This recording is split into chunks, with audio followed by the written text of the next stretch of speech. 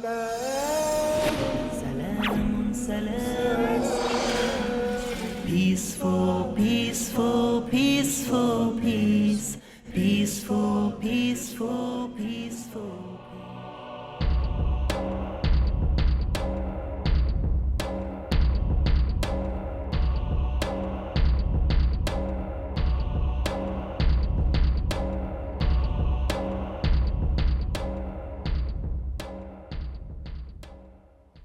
Assalamu alaikum wa rahmatullahi wa barakatuhu.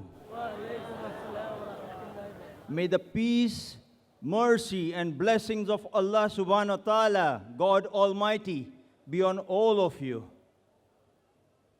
We begin this concluding session, the evening session of the 10-day International Islamic Conference and Exhibition going on for the last 10 days, with the Qiraat by brother Dr. Uthman Muhammad As-Siddiqui from Saudi Arabia.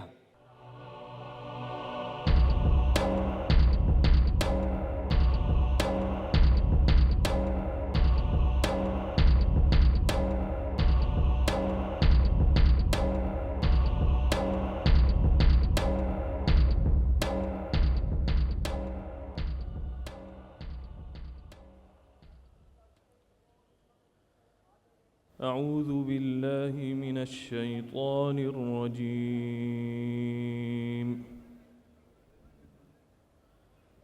بسم الله الرحمن الرحيم.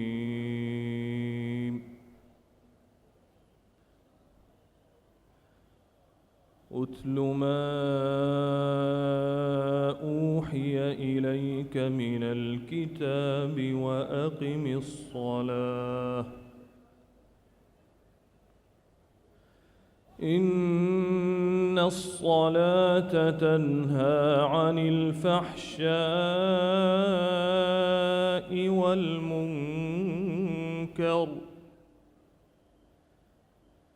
ولذكر الله أكبر والله يعلم ما تصنعون.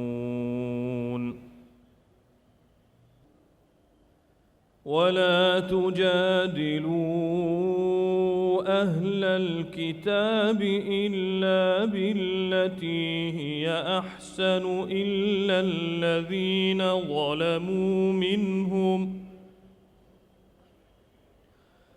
وقولوا آمنا بالذي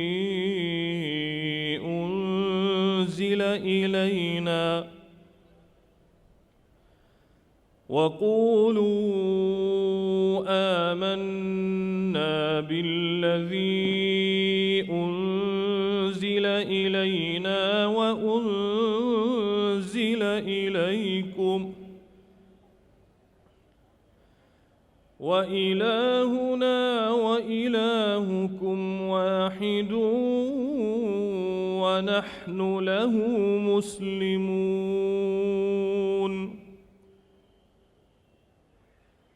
وكذلك أنزلنا إليك الكتاب فالذين آتيناهم الكتاب يؤمنون به ومن هؤلاء من يؤمن به وما يجحد بآياتنا إلا الكافرون. وما كنت تتلو من قبله من كتاب ولا تخطه بيمينك إذا لارتاب المبطلون. بل هو آيات بينات في صدور الذين أوتوا العلم وما يجحد بآياتنا إلا الظالمون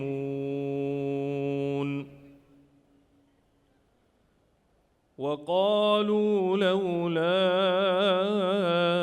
أنزل عليه آيات من ربه قل إنما الآيات عند الله قل إنما الآيات عند الله وإنما أنا نذير مبين أولم يكفهم أنا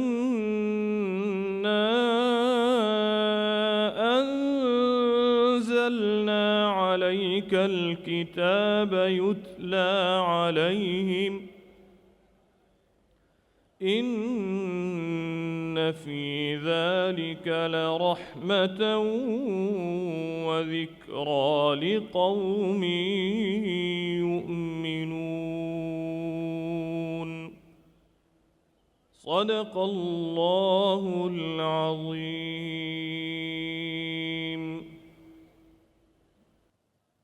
Now we have the translation of the Qiraat being read out by Brother Musa Sir Antonio from Australia.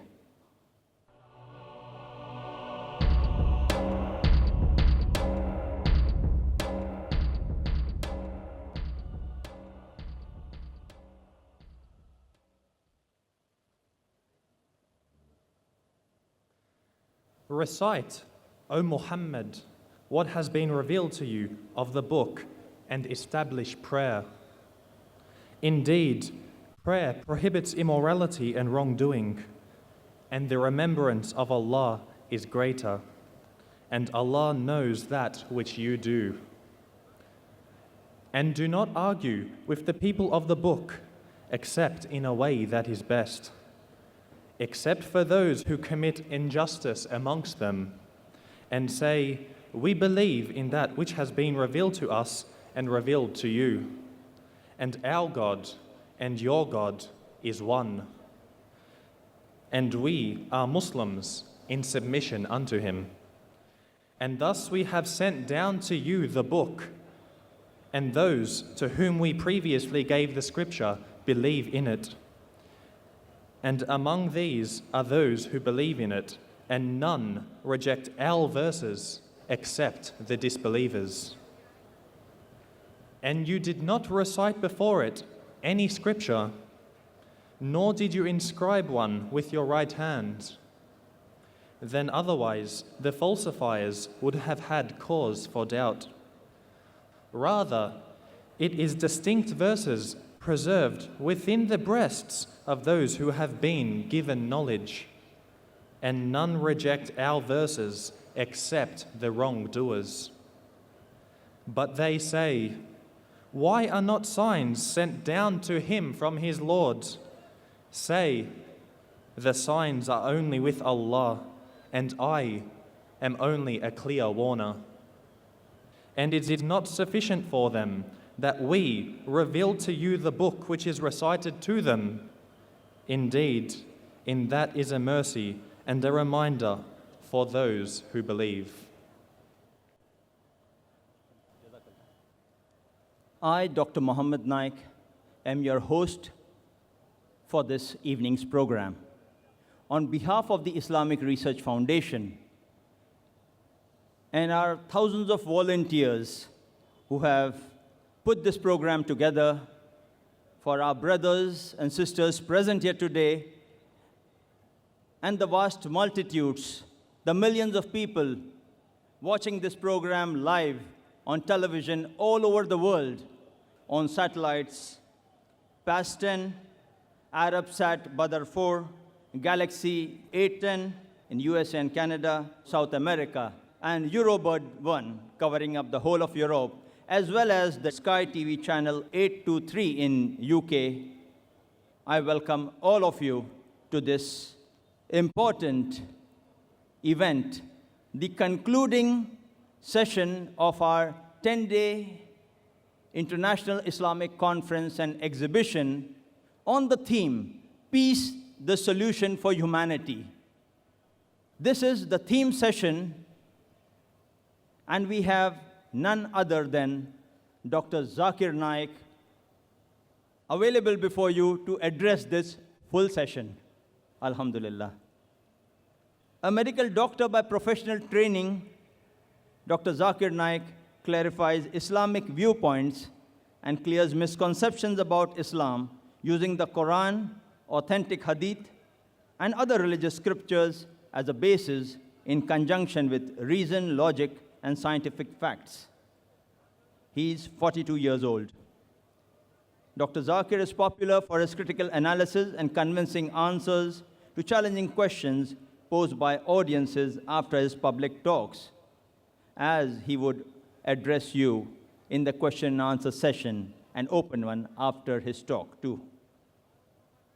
In the last 12 years, Dr. Zakir Naik has delivered more than 1,200 public lectures in many countries worldwide, in addition to numerous more public talks in India. He has successfully participated in several symposia and dialogues with prominent personalities of other faiths. His public dialogue with Dr. William Campbell in USA on the topic, The Quran and the Bible in the Light of Science, held in Chicago, USA on April 1st, 2000, was a resounding success in establishing that the Quran matches with established scientific facts.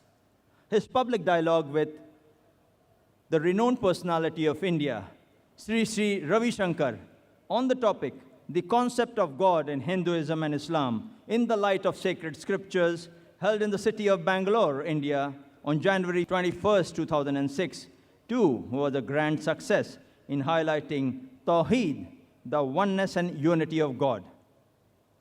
Much before this, Sheikh Ahmad Deedat, the world-famous orator on Islam and comparative religion, who had earlier called Dr. Zakir Naik Deedat Plus in 1994, in May 2000 presented a plaque to him, which stated, awarded to Dr. Zakir Abdul Karim Naik for his achievement in the field of dawah and the study of comparative religion. Son, what you have done in 4 years had taken me 40 years to accomplish, alhamdulillah. And Sheikh Deedat happens to be a pioneer in speaking on comparative religion in English. Dr. Zakir Naik appears regularly on programs and interviews on many international TV and radio channels in more than 200 countries of the world. He has authored many books on Islam and comparative religion, including The Quran and Modern Science, Compatible or Incompatible, Is the Quran God's Word?, Women in Islam, Subjugated or Protected, Concept of God in Major Religions, and Answers to Non-Muslims' Common Questions about Islam. In this concluding theme session of the Peace, the Solution for Humanity, the 10-day International Islamic Conference and Exhibition, to present his public talk on this vital topic of the day, Is Islam the Solution for Humanity? Let's welcome the dynamic international orator on Islam and comparative religion, Dr. Zakir Naik.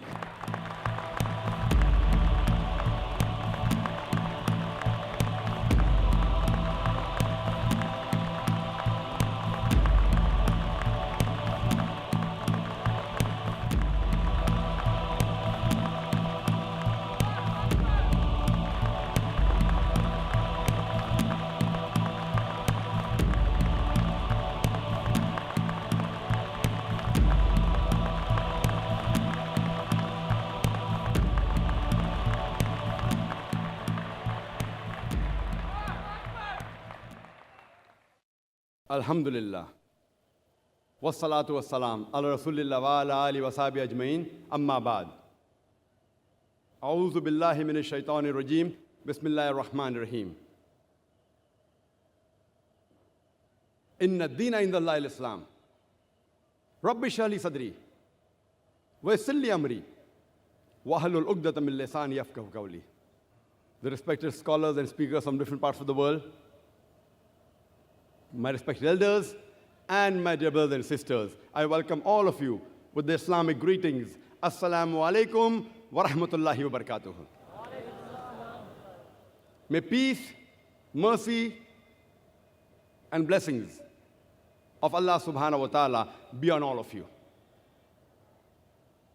The topic of this last session and the last lecture of this 10-day International Islamic Conference is Islam the solution for humanity? Islam is derived from the root word salam or salam, which means peace. It's also derived from the Arabic word silm, which means to submit your will to Almighty God. In short, Islam means peace acquired by submitting our will to Almighty God. So the topic of today's lecture is peace acquired by submitting our will to Almighty God the solution for humanity? Islam, unlike other religions and other ways of life, which only cater either to the physical needs of the body or the spiritual aspect. Most of the religions, they mainly cater to the spiritual aspects and the needs of the soul. And some isms, like materialism, etc., as well as communism, they mainly cater to the physical needs of the body. Islam, alhamdulillah, it caters to both the spiritual need of the soul as well as the physical need of the body. It has a dual role.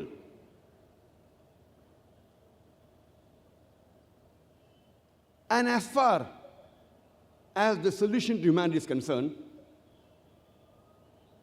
the glorious Quran is the most positive book in the world. It is a proclamation to humanity. It is a fountain of mercy and wisdom. It is a warning to the heedless.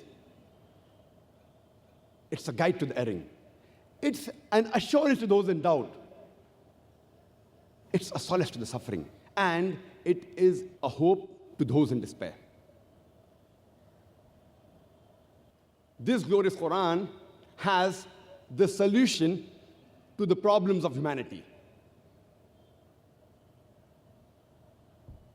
Now, whenever anyone gives you a solution, you'd like to know the source. You'd like to know the authenticity. For example, if you're sick and if someone gives a prescription, you'd like to know that who has written the prescription. Is it a doctor?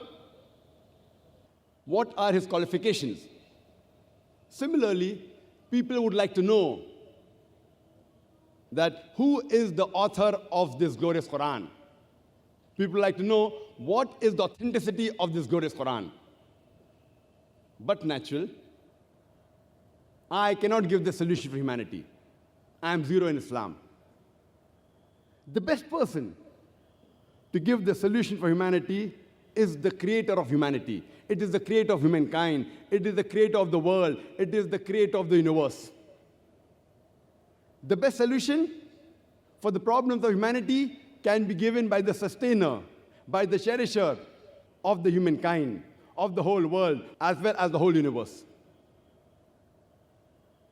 So before we dwell into the topic, I would first like to spend a few minutes telling the audience the authenticity of this book and the source of this book. I'll try and prove in a nutshell that the glorious Quran is the word of Almighty God, as well as those people who do not believe in Almighty God. I will try to prove to them the existence of Allah subhanahu wa ta'ala, of Almighty God.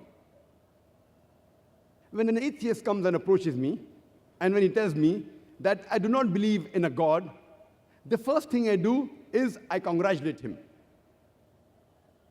People may wonder, why is Zakir congratulating an atheist?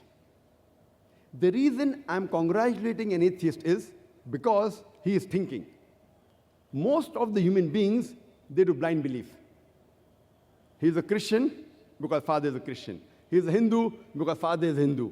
Some Muslims, they're Muslim because their fathers are Muslim. This atheist, he is thinking. He may be coming from a religious background, but he does not agree that the God his parents are worshipping, that there can be such a God. So he disagrees in the existence of God. And the reason I congratulate him is because he has said the first part of the Islamic Shahada, the first part of the Islamic creed, that is La ilaha, that there is no God. The only thing I have to do now is to prove to him, illallah, but Allah, which I shall do inshallah. Here, half my job is done. To the other non-Muslims, first, I have to prove to them that the God they are worshipping is not a true God. Here, half my job is done. He has already agreed that there is no God. So only thing I have to prove to him is the existence of the true Almighty God. That is Allah, which I shall do inshallah. Most of the atheists, they think that science is ultimate. Nowadays, this is the age of science and technology, and they feel that science is ultimate. And if you ask any atheist, that suppose there is an equipment, there is a gadget, which no one in the world has ever seen, no one has heard of. And if that gadget is brought in front of this atheist, and the question is asked that who will be the first person who will be able to tell you the mechanism of this gadget, the mechanism of this equipment? The atheist will reply that it will be the creator. Some may say the manufacturer, some may say the maker, some may say the inventor, some may say the producer. Whatever they say, it will be somewhat similar. Either it will be the creator, the manufacturer, the maker, it will be the inventor, it will be somewhat similar. Don't grapple with the words, just keep that answer at the back of your mind.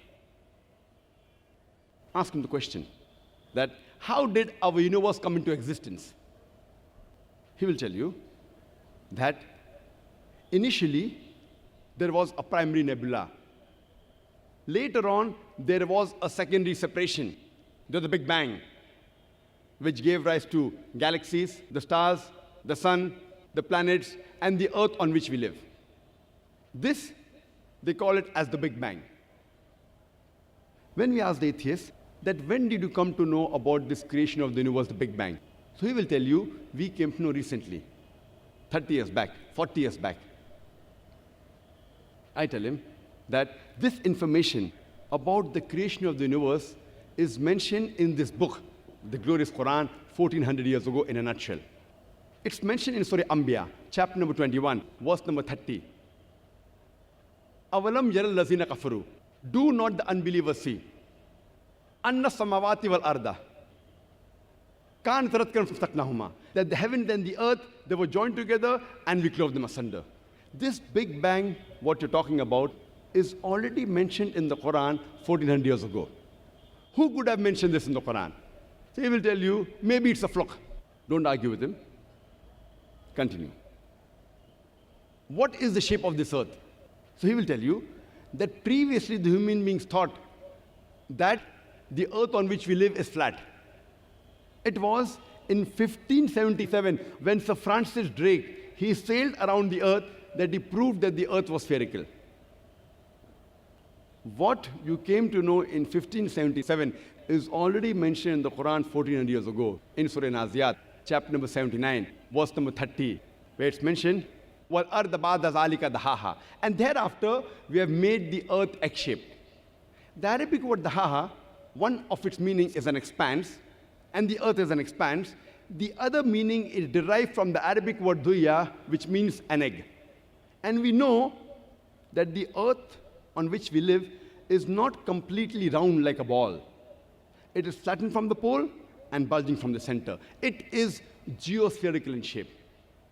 And the Arabic word dahaha does not refer to a normal egg. It specifically refers to the egg of an ostrich. And if we analyze the shape of the egg of an ostrich, it too is geospherical in shape. Who could have mentioned 1400 years ago that the shape of the earth is geospherical? The atheist may say, maybe your prophet Muhammad, peace be upon him, he was an intelligent person. Don't argue. Continue. The light of the moon, is it its own light or is it a reflected light? So the atheist will tell you, previously we thought that the light of the moon was its own light. Recently in science, 100 years back, 200 years back, 300 years back, we came to know that the light of the moon is not its own light, but it is a reflected light. Quran mentioned in Surah Furqan, chapter number 25, verse number 61. Blessed is he who has made the constellations in the sky and placed therein sun having its own light and moon having a reflection of light, having borrowed light. The Arabic word used for sun is shams. It's always described as siraj or wahaj, meaning a torch or a blazing lamp. The Arabic word used in the Quran for moon is qamar. Its light is always described as munir or nur, meaning borrowed light or a reflection of light. Nowhere does the Quran refer to the moonlight as its own light. Who could have mentioned this in the Quran 1400 years ago? The atheist. Maybe after a long pause he will say, maybe your prophet, he was extra intelligent. Don't argue, continue. When I was in school, I passed my school in 1982. I had learned in the subject of science and geography that the sun, though it revolved, it did not rotate about its own axis. The atheist will ask, is this mentioned in the Quran? I will tell him, no, this is what I learned in school. More than 25 years back, this is what I learned in school. But when I read the verse of the Quran in Surah Anbiya, chapter number 21, verse number 33, it says, Huwa allazi khalaqa al-layla wan-nahara. It's Allah who has created the night and the day. Wash-shamsa wal-qamar, the sun and the moon. Kullun fi falaki yasbahun, each one traveling in orbit with its own motion. The Arabic word yasbahun describes the motion of a moving body, indicating that the sun, besides revolving, it is also rotating about its own axis. And today science tells us that the sun takes approximately 25 days to complete one rotation. Who could have mentioned this in the Quran 1400 years ago, which science has discovered recently, just a couple of decades earlier? When I was in school, I didn't know about this. Now, all the textbooks, they say very clearly that the sun, besides revolving, even rotates about its own axis. Who could have mentioned this in the Quran? And most probably, the atheist, he'll be silent. Don't wait for the reply, continue. Today, science tells us that our universe is expanding, which we discovered recently, a couple of 100 years back. Quran mentions in Surah Dhariyat, chapter number 51, verse number 47, that we have created the expanding universe, the vastness of space.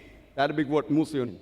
It means the expanding universe, the vastness of space. There may be many critics of Islam who will say it is nothing great that the Quran speaks about astronomy, since the Arabs were advanced in the field of astronomy.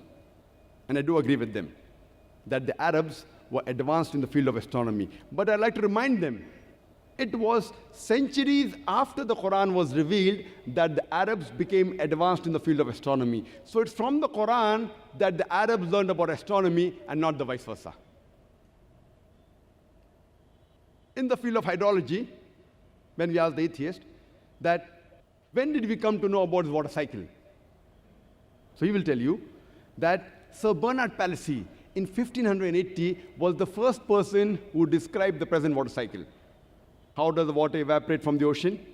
It forms into clouds, moves into the interior, it falls down as rain, and the water cycle is replenished. This water cycle is mentioned in the Quran in great detail 1400 years ago. The Quran mentions too that the water evaporates from the ocean, forms into clouds, the clouds join, then move into the interior, then the water falls down, and the water table is replenished. The Quran speaks about hydrology and the water cycle in great detail in several verses. In Surah Az-Zumar, chapter 39, verse number 21. In Surah Rum, chapter number 30, verse number 24. In Surah Mu'minun, chapter number 23, verse number 18. In Surah Hijr, chapter number 15, verse number 22. In Surah Nur, chapter number 24, verse number 43. In Surah Rum, chapter number 30, verse number 48. In Surah Araf, chapter number 7, verse 57. In Surah Ra'd, chapter number 13, verse number 17. In Surah Furqan, chapter number 25, verse number 40 and 49. In Surah Fatir, chapter number 35, verse number 9. In Surah Yasin, chapter number 36, verse number 34. In Surah Jashiya, chapter number 45, verse number 5. In Surah Qaf, chapter number 50, verse number 9 and 10. In Surah Waqiah, chapter 56, verse number 68 to 70. In Surah Mulk, chapter 67, verse number 30. In Surah Tariq, chapter 86, verse number 11. You can quote, only keep on quoting the references. The Quran speaks about the water cycle in great detail. Who could have mentioned this in the Quran 1400 years ago? Don't wait for the answer, continue. The Quran, it speaks about geology, that the mountains have got pegs which give stability to the earth. It's mentioned in Surah Naba, chapter number 78, verse number 6 and 7. In the field of oceanology, we knew there were two types of water, salt and sweet, but the Quran goes ahead and says, in Surah Furqan, chapter number 25, verse number 53, it is He who has let free two bodies of flowing water, one sweet and palatable, the other it is salty and bitter. Though they meet, they do not mix. There is a barrier which is forbidden to be trespassed. And today, we know that this barzakh, what the Quran speaks about, today, those people who are expert in the subject of oceanology, they say this is called as the unseen barrier. The Quran, it speaks about biology. In Surah Anbiya, chapter 21, verse number 30, وَجَعَلْنَا مِنَ الْمَاءِ كُلَّ شَيْءٍ hai. We have created every living thing from water. Who could have believed in the deserts of Arabia 1400 years ago, where there is scarcity of water, that every living creature is made of water? But today, science has testified that. In the field of botany, the Quran says in Surah Taha, chapter 20, verse 53, that we have created the plants in pairs, male and female. Previously, we did not know that even the plants are created male and female. Quran says in Surah Ra'd, chapter number 13, verse number 3, that we have created every kind of fruit in pairs. In the field of zoology, the Quran says in Surah Anam, chapter number 6, verse number 38, that the birds and the animals live in community like the human beings, which we came to know recently. Quran speaks about the lifestyle of the bee in Surah Nahl, chapter 16, verse 60 and 69. The Quran speaks about the lifestyle of the spider in Surah Ankabut, chapter number 29, verse number 41. The Quran speaks about the lifestyle of the ants in Surah Namal, chapter number 27, verse number 17 and 18, all of which we have come to know recently, 50 years back, 100 years back, 200 years back. In the field of medicine, the Quran says in Surah Nahl, chapter number 16, verse number 68 and 69, that we give to the human beings a drink of varying colors coming from the belly of the bee, in which there is healing for mankind. Today we have come to know recently that the honey is derived from the belly of the bee. And in the honey, it has got antiseptic properties. No wonder the Russians used honey to cover up the wounds. This we came to know recently. In the field of physiology, the Quran speaks about the blood circulation and the production of milk in a nutshell in Surah Nahl, chapter 16, verse 66. In the field of genetics, the Quran says in Surah Najm, chapter number 53, verse number 45, 46, as well as Surah Qiyamah, chapter 75, verse number 37 and 39, that it is the male fluid, the sperm, which is responsible for the sex of the child, which we have come to know recently. The Quran speaks about embryology in great detail. In Surah Alaq, chapter 96, verse number 1, that we have created the human being from alaqa, that's a leash-like substance, something which clings. It's also called as a congealed clot of blood. The Quran speaks about the various embryological stages in great detail, which modern embryology has just discovered recently in Surah Mu'minun, chapter 23, verse number 12 to 14. I'll just mention a couple more. Normally, the unbelievers, they object that how can Almighty God, once we have died and we have been buried in the ground, in the dust, how will Almighty God be able to reassemble our bones after our bones have got disintegrated? On the day of judgment, how will we be able to reassemble the bones? And Almighty God says in Surah Qiyamah, chapter number 75, verse number 3 and 4, that He can not only reassemble the bones, He can even reassemble the very tips of the finger in perfect order.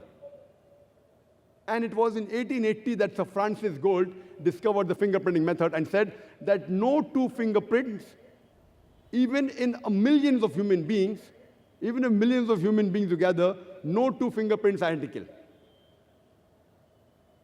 What the CIA, the police, the CID, the FBI, today they use the fingerprinting method to identify the criminal. Allah mentions 1400 years ago. He can not only reassemble your bones, He can even reconstruct in perfect order the very tips of your finger. When we ask the atheist that who could have mentioned this in the Quran, the only reply he can give you is the creator. It is the manufacturer. It is the inventor. It is the maker. It is the producer. This creator, this manufacturer, this inventor, this maker, this producer, we Muslims, we call him as Allah.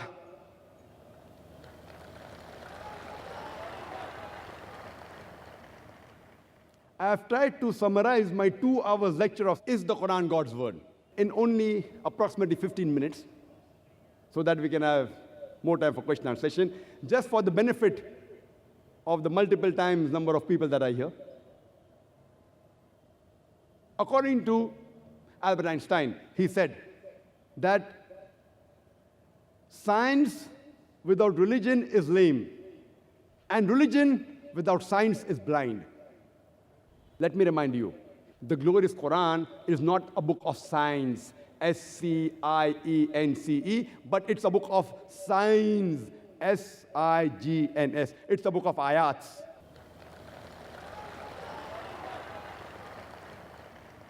And in the glorious Quran, there are more than 6,000 signs, more than 6,000 ayats, out of which more than 1,000 speak about science.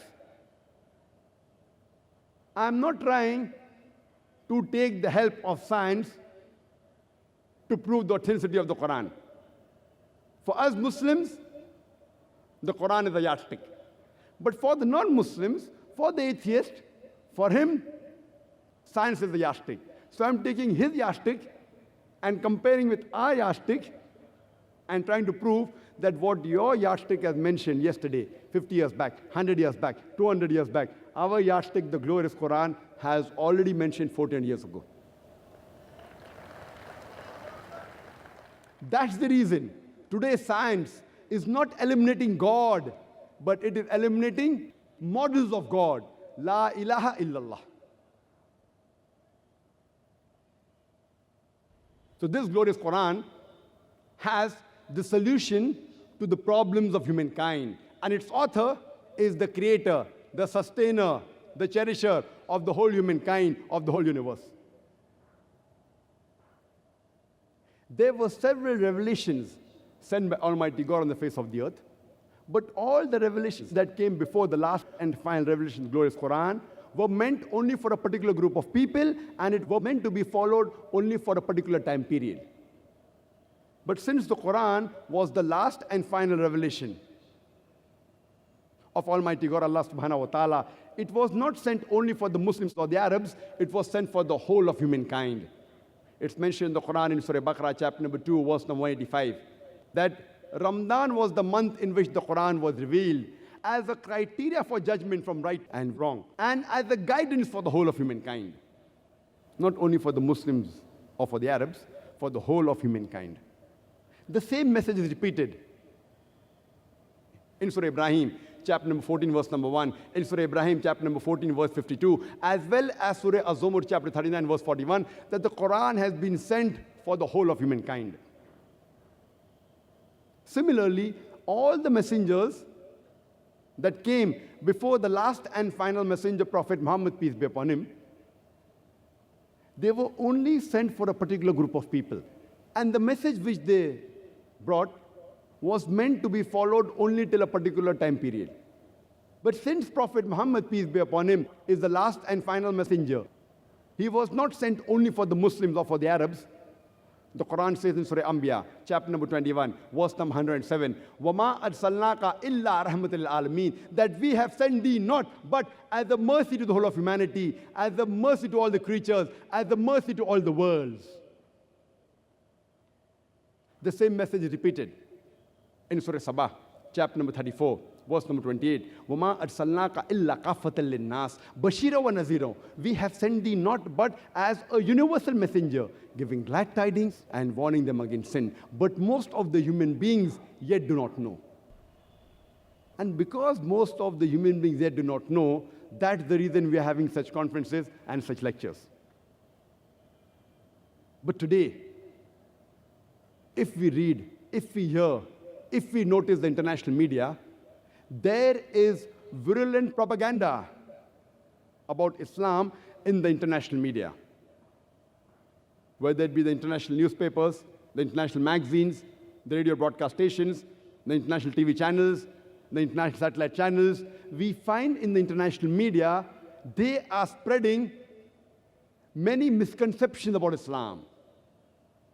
There is virulent propaganda about Islam.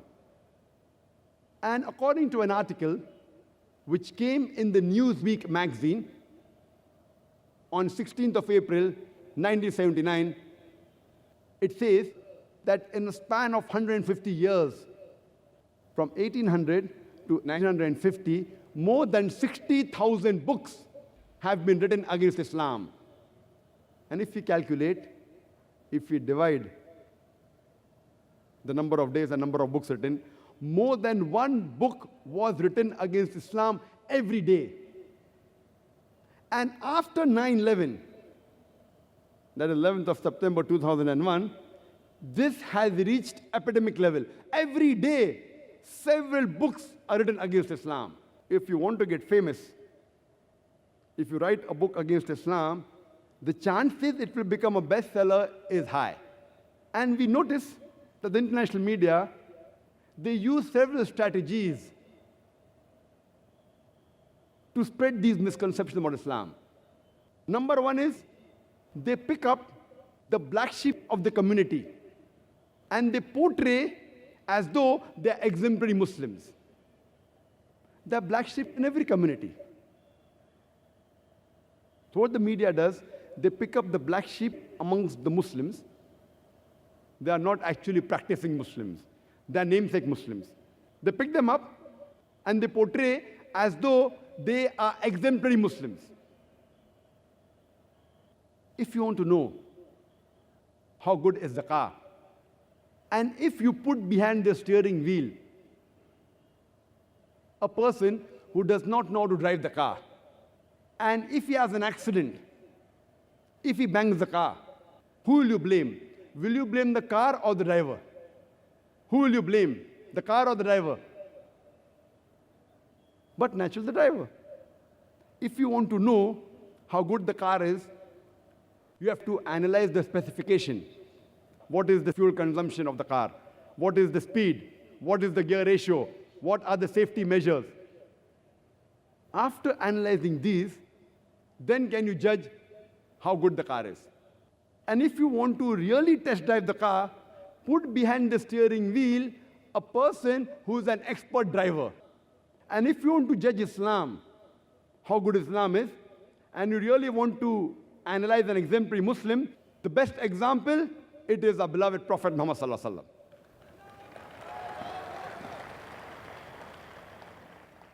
Look at his seerah, analyze the history of the Prophet, and undoubtedly, you'll have to agree that this religion and the follower of this religion, Muhammad sallallahu alaihi wasallam, he was the major benefactor for the spreading of peace. Second strategy used is, many a times, they give quotations of the Quran and the religious scriptures of Islam out of context. And we find that many critics, if you read many of the books against Islam, if you go on the internet, many sites against Islam, and they give references from the Quran as well as the quotation. And one quotation which is very often used by the critics is of Surah Tawbah, chapter number 9, verse number 5. And this was also used by Arun Shori. one of the staunchest critics of Islam in this country, India. His name is Arun Shuri. And he writes in his book, The World of Fatwa, and he gives the reference that Quran says in Surah Tawbah chapter 9 verse number 5, and it tells the Muslims that wherever you find the kafir, into brackets he's indicating Hindus.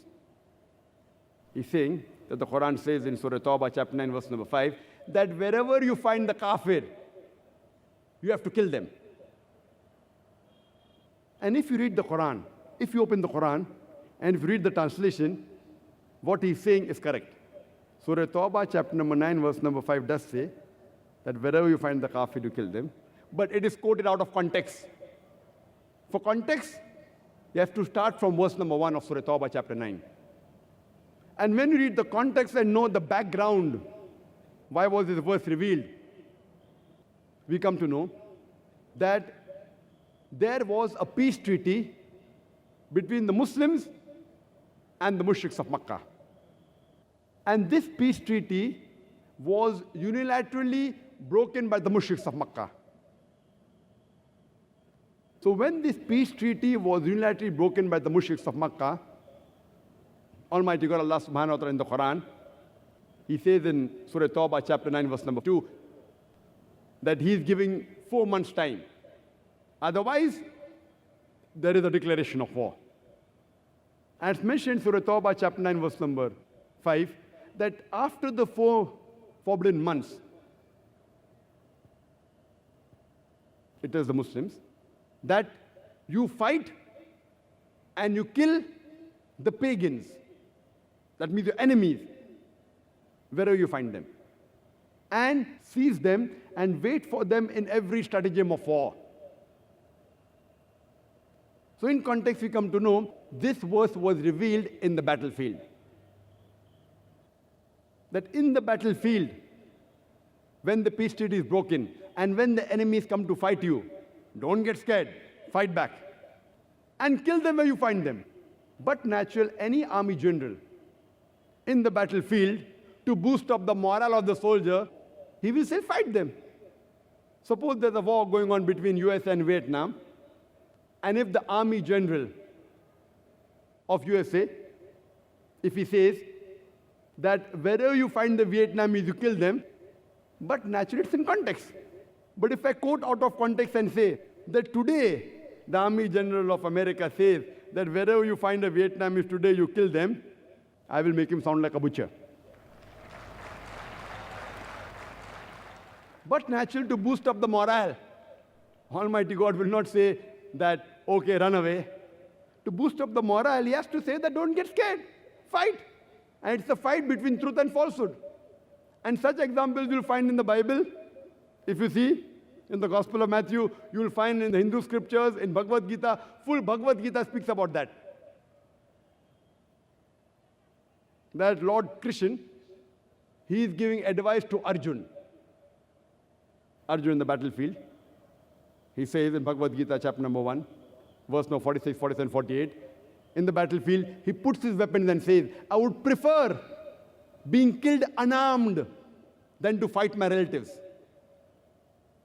So Shri Krishna says, just a few verses later, in Bhagavad Gita, chapter number 2, verse number 2 and 3, that, oh Arjun, how can you be so impotent? It is the duty of the Kshatriya, it is the duty of the warrior to fight. And only if you fight, will you go to the heavenly planet, to the paradise. And it goes on and on. You can see my cassette on terrorism and jihad, where I've spoken in detail. But when the Quran speaks about this, non-Muslims have a problem. Imagine if I say that Bhagavad Gita is saying, kill your relatives. It will be devilish. And Bhagavad Gita does say that. If I say Bhagavad Gita says, kill your relatives, it will be devilish. In context, it says that when you have to fight against untruth, if you have to fight against oppression, stand for truth, even if it be against your relatives. And as far as this message of Bhagavad Gita is concerned, we are for it. Quran says the same. Therefore, to make the non-Muslims understand Islam, according to me, the master key, given in the Quran by our Creator Allah subhanahu wa ta'ala is Surah Al-Imran, chapter 3, verse 64, which says, "Ta'alaw ila kalmatin sawa'in bayna bainakum." Come to common terms as between us and you. The best way to make the non-Muslims understand Islam and Quran is ta'alaw ila kalmatin sawa'in bayna bainakum. Come to common terms as between us and you. Which is the first term? Allah na'budu illallah. That we worship none but one Almighty God, Allah subhanahu wa ta'ala. And Arun Shuri, after quoting verse number 5 of Surah Tawbah, he jumps to verse number 7. You know why? Verse number 6 has the answer to his sickness.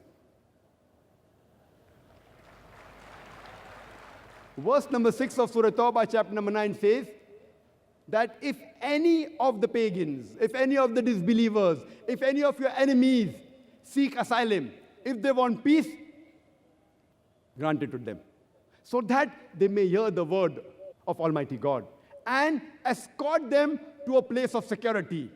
Because these are men who do not understand. The Quran does not say just let them go. Today, if the enemy wants peace, maximum the army general will say, okay, let them go. Quran does not say that. Quran says, escort them to a place of security. Because these are men who do not understand. Just a few months back, when I was giving a similar example, there was a non-Muslim from the audience who said, Brother Zakir, even you are quoting out of context. You haven't quoted the full verse of Surah Tawbah, chapter 9, verse number 5. That the full verse reads, after saying that in the battlefield, wherever you find the kafir, kill them and slay them, wait for them in every stratagem of war. It continues and says, but if they repent and if they establish prayers, regular prayers, and regular charity, then let them go.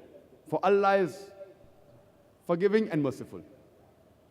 So he's telling, we come to know that only if they accept Islam do you have to leave them. See, many a time it becomes difficult for us to give the full explanation, otherwise the lecture will be maybe 10 hours long. As it is, people say that I'm a marathon speaker. But I thanked that Hindu brother and said, Jazakallah for giving me an opportunity for clarifying more. Verse number 5 of Surah Tawbah does refer that if the unbeliever, if he repents and establishes regular prayer and gives regular charity, indicating he becomes a Muslim, then let him go. If he becomes a Muslim, let him go. But verse number 6 says that if the unbeliever seeks asylum, wants peace, don't just let him go. Escort him to a place of security. If he becomes a Muslim, let him go. But if he does not become a Muslim and wants peace,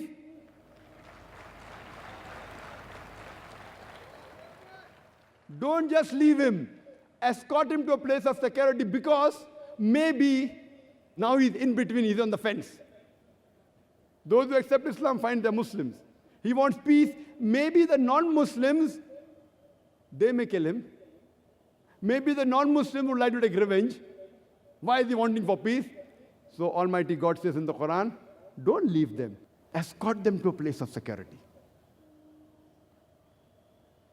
So that's the reason critics like Arun Shuri, they skip verses, they quote out of context, and you can give hundreds of such examples. If you go on the internet, it's very common, and we find now many of the non-Muslims, they go on the internet, and to speak against the Quran has become easy. Therefore, more books are being published. Very easy. You know, internet is a boon and a bane. Initially, when it started, there were more websites against Islam than for Islam. Now Muslims have caught up. There are good sites also.